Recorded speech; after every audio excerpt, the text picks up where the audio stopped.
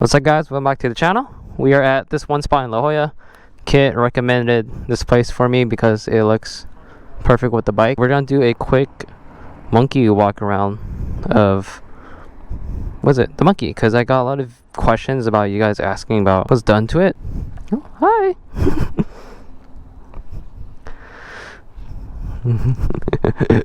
Here we go. So this is a 2019 Honda Monkey.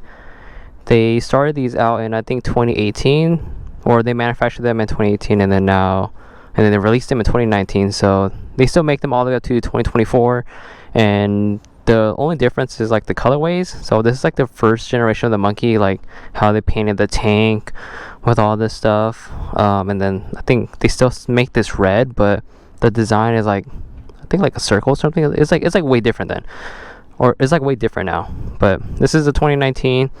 And you guys can see that it is pretty heavily modified. It is lured all around. So if we had to, I guess, go through what's done on the suspension, we have the Racing Brothers front fork lowering kit. So this allows, this comes with a shorter fork tube, and it does have rebound and dampening adjustments on both ends using a Allen key. The rear, we have the Racing Brothers chicane shocks. On the Monkeys, you have to use 2 shocks. And that's one reason why they are more expensive than a Grom, because the Grom's a single shock, but you can adjust the rebound and the dampening as well down here. So I think in all, this thing is lowered roughly like 2-3 inches. I don't know, I never owned a stock Monkey, so I think it's like 3-4 inches. That's just the suspension. And then for the most part, I guess the brakes are OEM, and then it just has EBC-V rotors in the front and then EBC-V rotors in the back.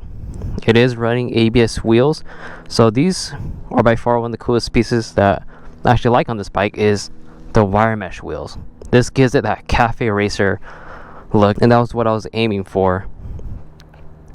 And since these wheels are only for ABS bikes, it has to use a 5 rotor in the front. You can see that, but I am missing the ABS like shield right here for it to pick up on the sensor. But this bike is not ABS, so I don't really need it, but I do have that on order just so I can fill in this gap right here. And then these are just brand new OEM Honda Monkey tires, so 120/80, 130/80 in the back, and these are still 12-inch wheels. And then on the bars, we have the Composimo race bars, so it does drop your bars down low. The Monkey ones are up here. They are more comfortable, but in this position is actually pretty cozy, just reminds me of my Grom. And then we're running the ASV unbreakable levers and a silver anodized with the red tile, just to match kind of like the silver and stuff. And these are, when your bike drops, they retract all the way out. And then we have the Pro Grip 719s. The gel grip, super comfortable. The best part when you're riding is my alt-mid gauge cluster. This shows literally your rev limit, shift lights, gear, engine temp, which is really good to have, clock, mileage, and then fuel gauge, and has our high beam ABS. Well, this doesn't have ABS and all that. You can adjust these a lot. This has a built-in speedo healer, so if I do change the sprocket size, I just have to hold these two, go into settings, and then change the sprocket size in there, and then the speedometer will be accurate, which is one cool thing about that cluster. If you guys don't have that on your Monkey or Grom, they do make it for the Grom, but it's not under alt-mid, is under COSO, so they do have that option for you guys. To the cafe racer style looking seat, this is a Katako rear seat. You can kind of see the brand right there, Katako. I don't think they sell this anymore. Katako does sell a seat for it, but it's more like a banana now. This is just goes down and straight flat now. It's not a banana anymore, or not. They don't sell this style anymore. So I don't know if the previous owner that owned this, they bought this seat like when the Monkeys first came out, most likely, but they don't sell this specific seat anymore, which is unfortunate because this seat looks very good on the bike because it matches the back and it cuts off in the front. We just have the Moriwaki right side cover, and you can delete the other side too, but I just have it on this side. And then going down to, I guess, the motor is pretty much stock, still 125. The only thing I did was a DHM TB cam. So this is on a DHM Stage 2 reflash. So what that's for is for an intake, and then for exhaust and the cam. And this, they upgraded the rev limit to 10,000. and this thing has way more torque and top end just because of that reflash. So if you guys looking for really good like basic engine mod, that is the way to go. It's like totally, or like the total to get it that all done is like roughly like $200 because the cam's like $70, $80.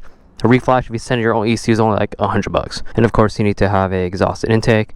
This intake is actually a Grom intake, so this is a Dinger built mid-length intake with the velocity stack that I added. This is pretty much a Yoshimura straight cyclone exhaust, but I bought from Japan, so it's not a Yoshi, but same exact thing and sounds the same. And you can see that I have the velocity stack here. I don't know if you can see that, but there is a filter in there, so do not worry. I do have it. What was it? There's a filter in there, and this is my cluster wire. But and then on the motor, we got the Dro Sports tap bit covers, and then the cam cover. And once I do the Koso 170 valve or 170cc2 valve, then we're gonna run this ventilation up top with the filter for crankcase ventilation, which is needed for these bikes. And then it has Grom rear sets. The previous owner put these on, and it works. And then the Brock's lowering kickstand. If you ever lower your bike, you do need one of these, unless you just chop off your kickstand like what Kit did on his. The only issue you have with this Grom rear set with monkey exhaust is I had to kind of modify a little bit just to fit the bracket on the exhaust, but it works, and the clearance is all there. And then of course the brake master is all good too. The Katako clutch cover, this is kind of a needed mod because it deletes the oil spinner on these first gen Grom motors. Deleting the oil spinner actually helps the crank rev faster, because on the 2022s and up motors, the 5-speed ones, it already had deleted. So I think Honda found out and already like deleted on the new motors, but on these ones they have the fat oil spinner, and the only way to eliminate it is by getting a Katako clutch cover, because it also enables you to have a paper filter in here and then a sight glass. But on the monkeys, he already has a sight glass down here or something. On the Groms they don't, but on this Katako clutch cover it does have a sight glass, and then you can run oil cooler ports if needed. And then internally I did do a Katako oil pump, high flow oil pump, SMR clutch disc, and then SMR 60% clutch springs, which actually does help a lot with just like putting the power down and all that. I think that's it. Still stock sprocket size, gearing, and then yeah, not much. But this thing's a champ, and I put almost, I think we're on our way to putting 2,000 miles on this. I think, yeah, we're at 2734. So oh no, we're like, what is it, 1,400 miles in, so 600 more miles. But we're in La Jolla, so we're head down to La Jolla Cove and all that. But I think I got everything for this bike. But if you guys want to buy one of these, I recommend a private party. Do not buy from dealer. These are normally $400 to $500 more than a regular Grom, just because of, I guess, the paint, and then the whole frame's painted, and I guess the look of the bike that you're paying for. Because the Grom, for example, the MSRP is like what, $3,600, and the monkey starting is like at $4,000. So they're almost $400 to $500 more. But I think that's it. So we're gonna head over to La Jolla Cove now. But that's it, guys. Hope you guys enjoyed this video. Very quick one, but a lot of you guys want to see the walk around and kind of know what's done to it. But for like power wise, it's literally just a cam and then a decent reflash. But intake, exhaust, cam, that's all you need for these. And if you want to go any further, then you could do a big bore. That is it.